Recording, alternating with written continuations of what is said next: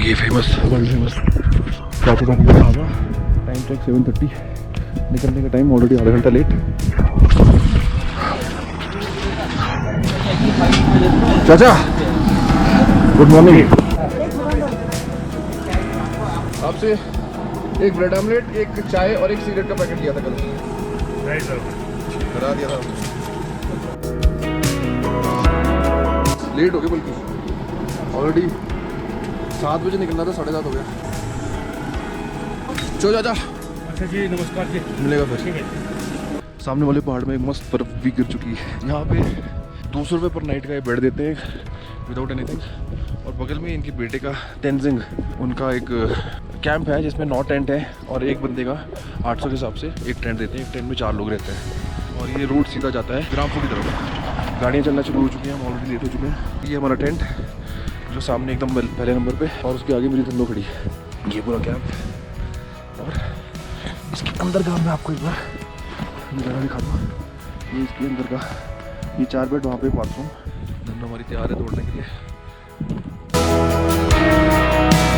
तो ये है ढाबे के अंदर का सीन।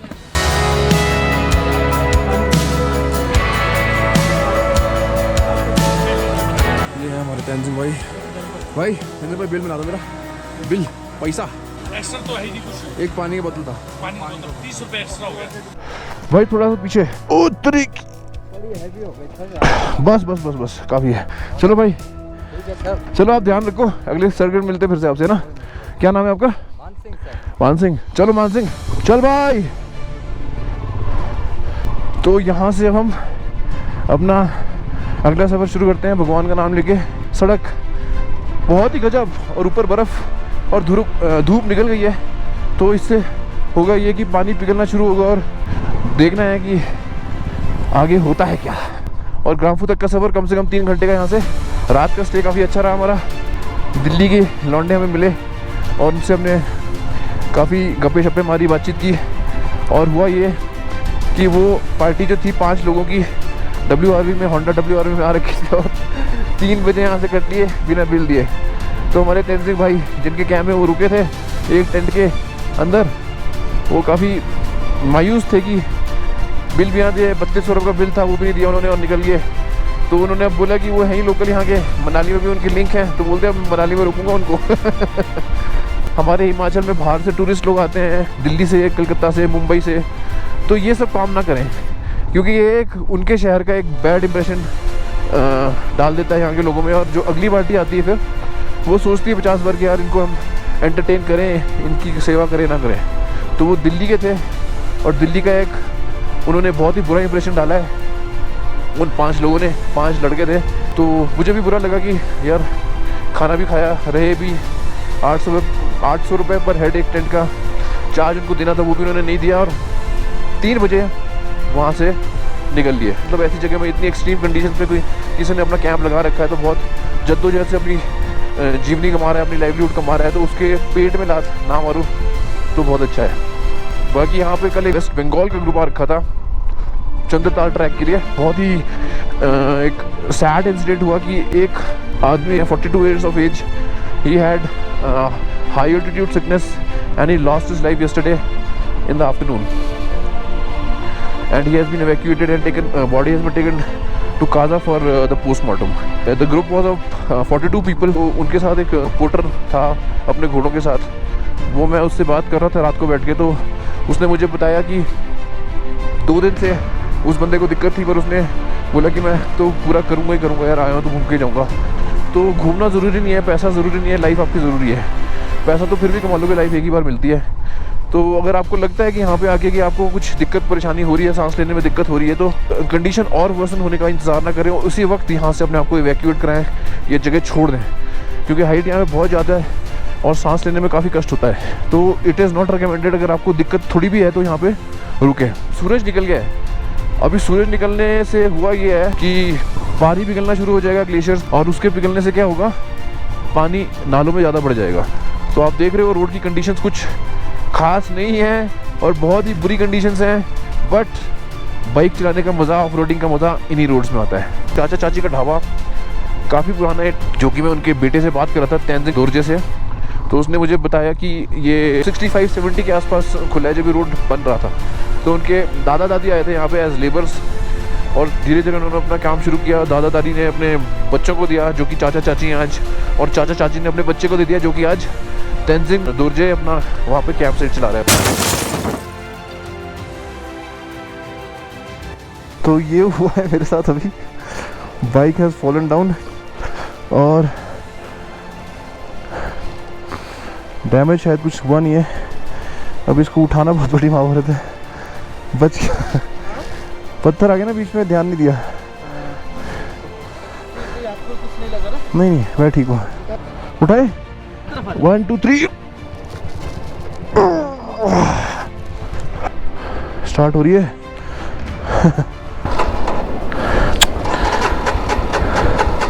अबे यार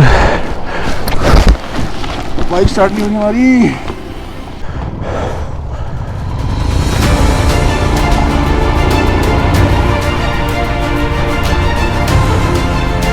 गॉट स्टक बैड, बट हमारी हेल्प के लिए हमारे साथ साथी थे तो हमारी बाइक उठा दी। एक छोटी सी वाटर क्रॉसिंग जो कि बहुत छोटी है और मुश्किल नहीं है इसको पार करना। ओह टू स्टीप। ओह ये थोड़ा मुश्किल है और खतरनाक भी है, मजेदार है भी है।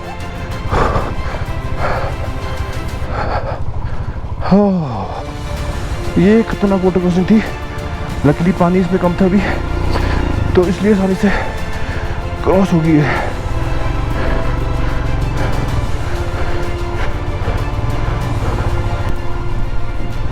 पहाड़ बहुत ही सुंदर, बहुत ही प्यारे, बहुत ही अद्भुत नज़ारा देते हुए, गजब कसम से यार।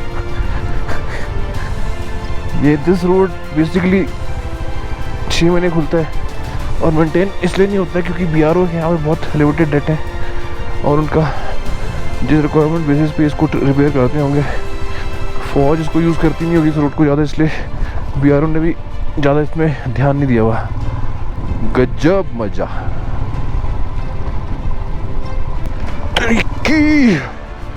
खतरनाक, बॉडी हिला दी पूरी।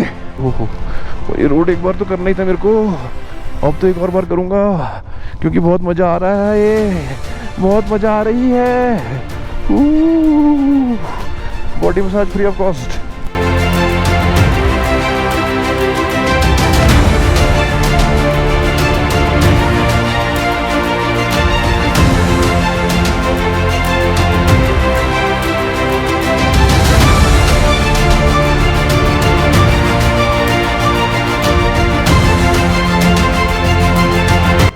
ओह तो ये है एक गजब खतरनाक वाटर क्रॉसिंग जिसमें लकीली पानी अभी कम ही है।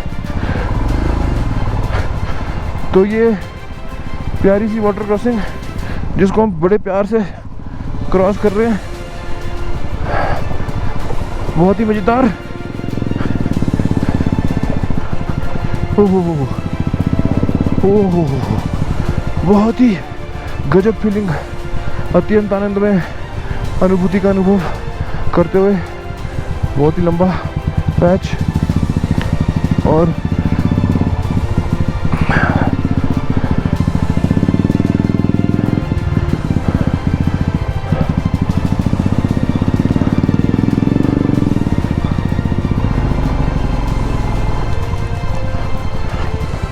यहाँ पे गिरना तो बहुत ही खतरनाक होगा बिकॉज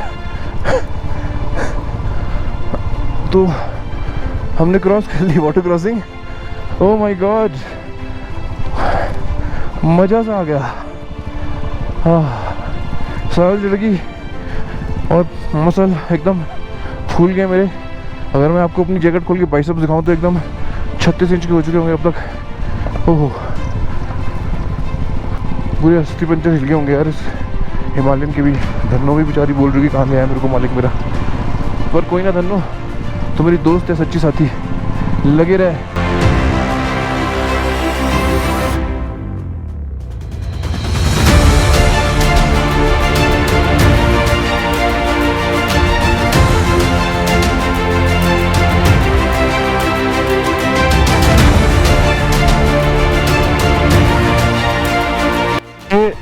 एक और छोटी सी वाटर क्रॉसिंग, ज़्यादा इसमें प्रॉब्लम होनी नहीं चाहिए, बट बहुत ही अनइवन सरफेस है तो गाड़ी तो मुश्किल है थोड़ा चलाना इसमें, और चलाएंगे पर हम उस तरीके फंस गई गाड़ी।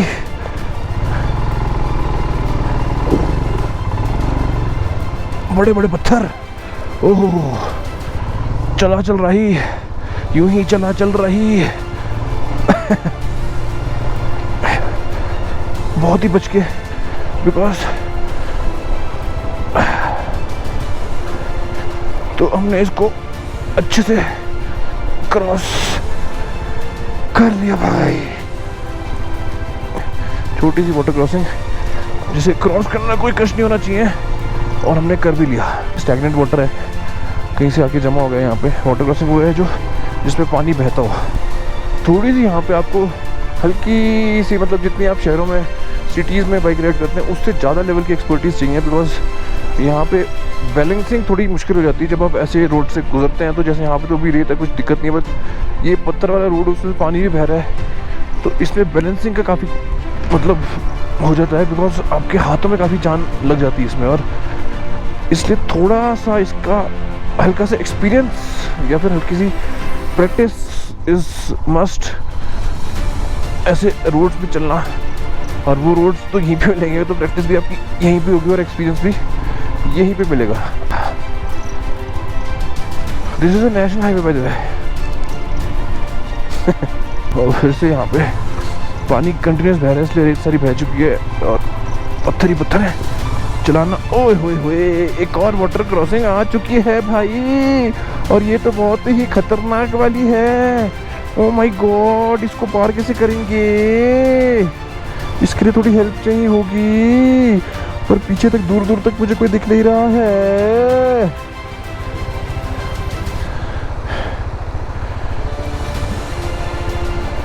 तो अब हम चलते हैं और इसे क्रॉस करते हैं मैन। ये खतरनाक है भाई, ये बहुत खतरनाक है। इसमें तो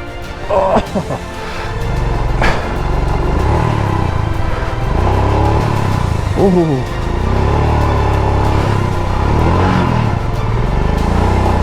पानी घुस चुका है जूते के अंदर।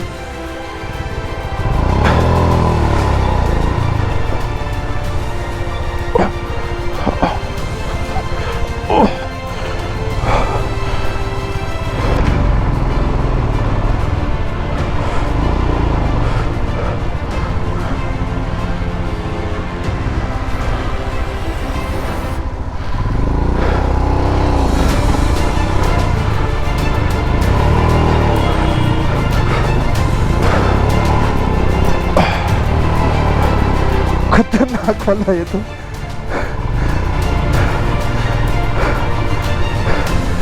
तो हमने क्रॉस कर लिया इसको।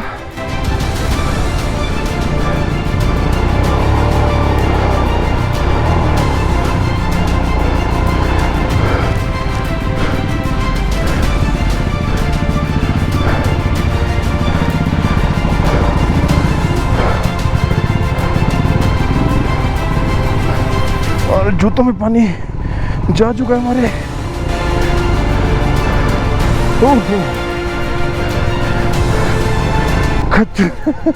सांस हमारी चढ़ चुकी है, जूता भीग चुका है।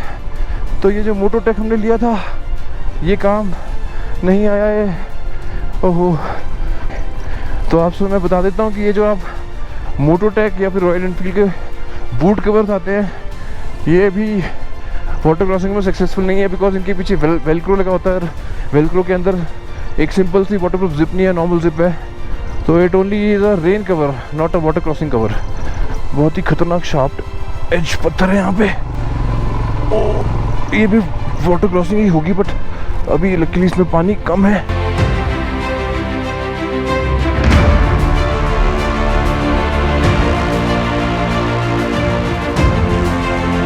किसी ने मुझे बताया कि ग्रामपुर से लोसर तक कम से कम 56 वाटर क्रॉसिंग्स है।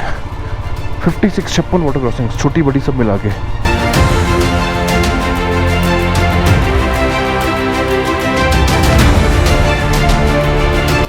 क्या नज़ारा है, क्या पहाड़ है, ओ माय गुडनेस। अभी हमको इन पहाड़ों के बीच से जाना है। वो अमेजिंग।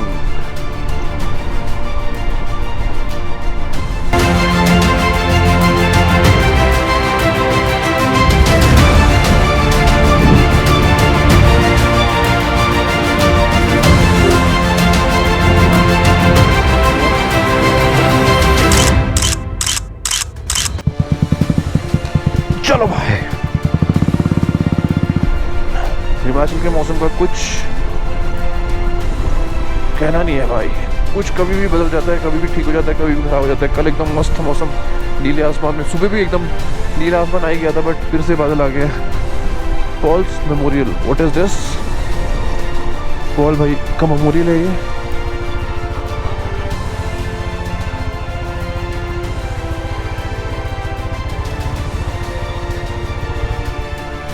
ये हमारे किसी बाइकर का मेमोरियल है, तो we should go and pay our tribute to our one of the brothers who had lost his life somewhere here only.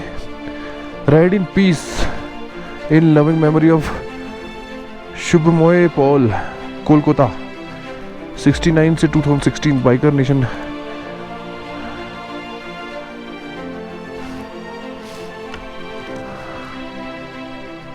Shoaib Paul, rest in peace, brother. Rest in peace. We'll meet in afterlife.